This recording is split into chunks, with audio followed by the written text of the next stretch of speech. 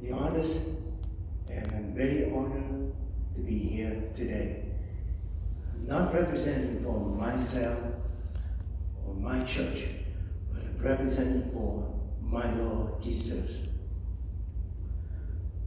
I grew up, actually before I grew up, when I was 6 months old in my mom's belly, my dad was left, he left.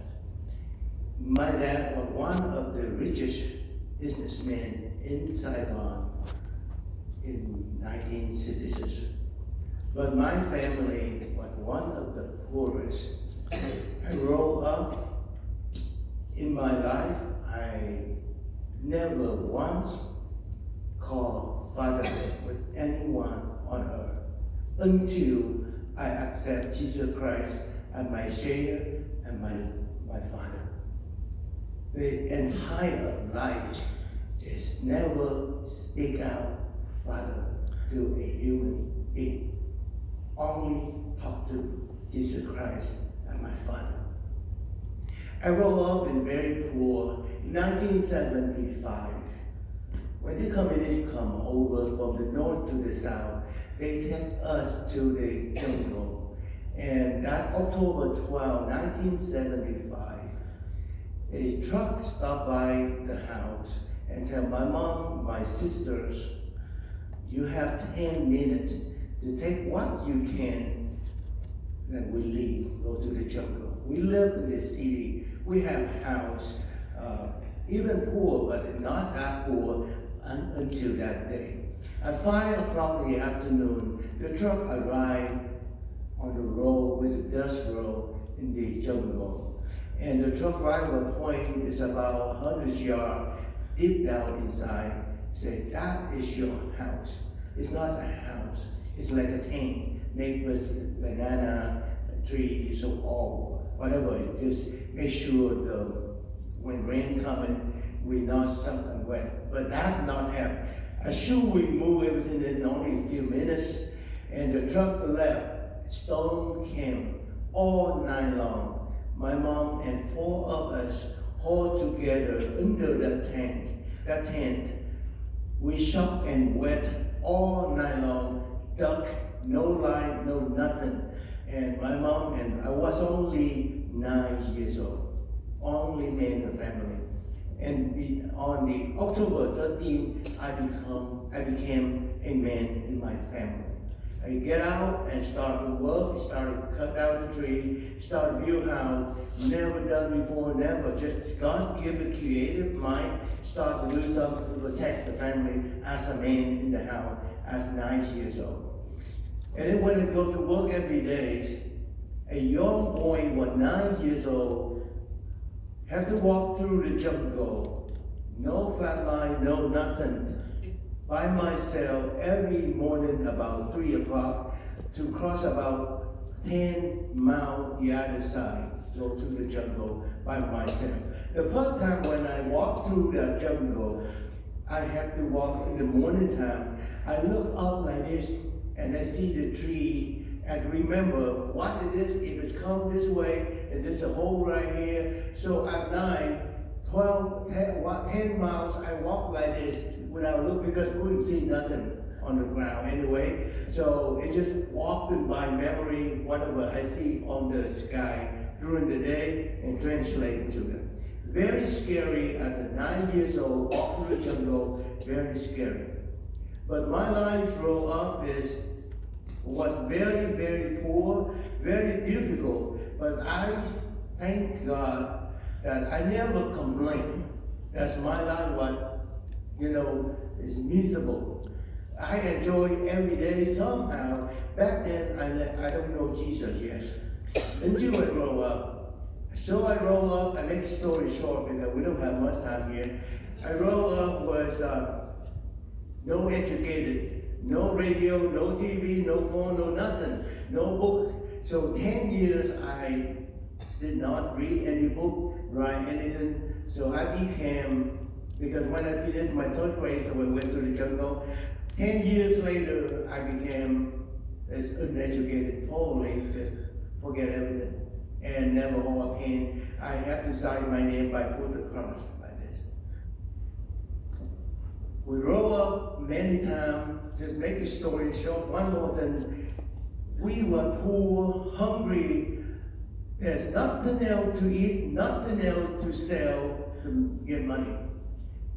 My mom went outside, anything that looked green, she cut it, she boiled it, she eat food. If she not die, her children will eat.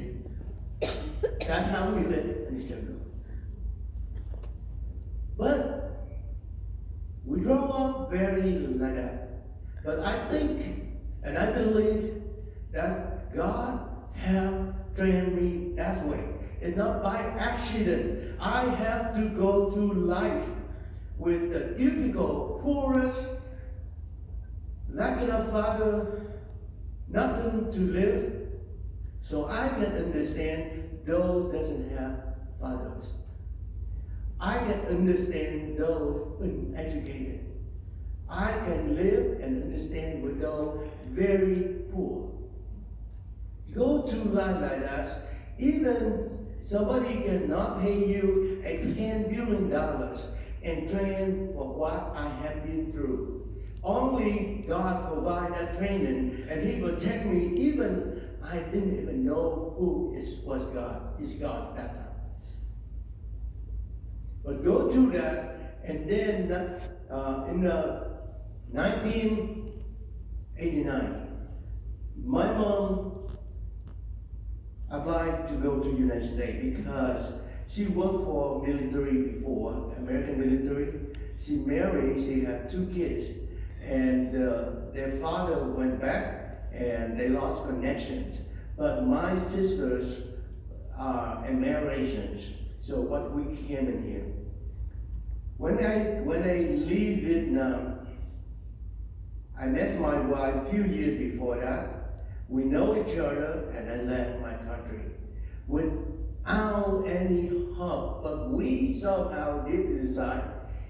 I told my wife, and my wife told me, "You are my wife, you are my husband," and we wait for each other. Left Vietnam, go to America 30 years ago. Seeing reunion is impossible, but God made it all possible. We wait for each other almost 9 years. You know how long we live? For husband and wife, for 9 years, see each other only one time in a few weeks. But God protect, just give us. I have where I am today. I came to America with uneducated, no help, nothing. But today, because I accept Christ, and when I accept Christ, about 6 months later, I went to my room, I kneeled down, and I cried with God for about 3 hours that night. I told God that I was so young, only 26 years old.